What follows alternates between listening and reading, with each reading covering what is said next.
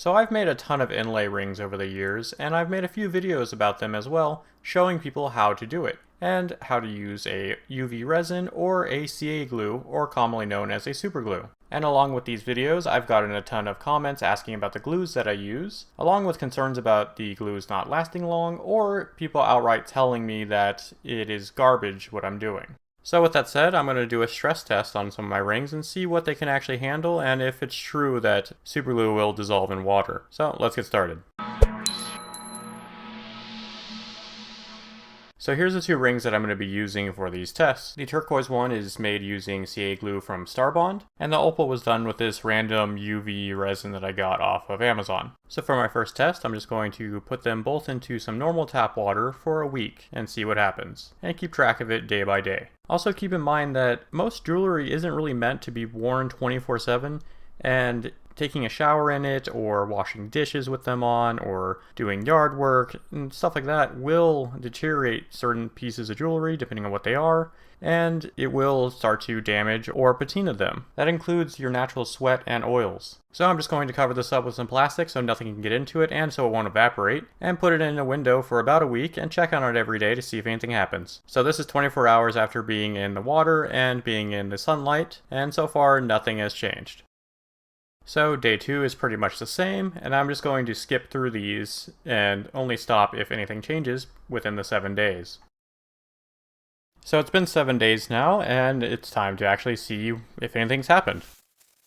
So I'm just going to dry it off with a microfiber cloth. So as you can see with the resin one, everything looks exactly the same and there's been no damage. I'm also trying to scratch it with my nail to see if it has become soft or anything like that, and it doesn't really do anything. So water had no change on the resin, so we'll see with the CA one if it has any changes. So doing the same thing to the one made with CA glue, absolutely nothing has changed. My nail doesn't scratch anything off, and it doesn't look like any water has done really anything to it. But this is not the only test I'm doing on these rings. So this is a dehydrator. I'm going to leave these rings in there for about 10 hours at 168 degrees or 70 degrees Celsius. So this is just to simulate them being in high heat like a car for a long time in the summer. Granted, 10 hours isn't that long, but at least they'll show what it could handle. This will also pull out any moisture that got into the rings from them soaking for a week, and we'll see if any cracks form. Approximately 10 hours later.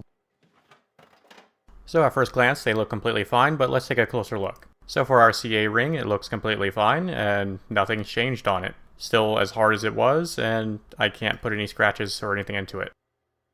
And our resin ring is pretty much exactly the same as well, with no cracks.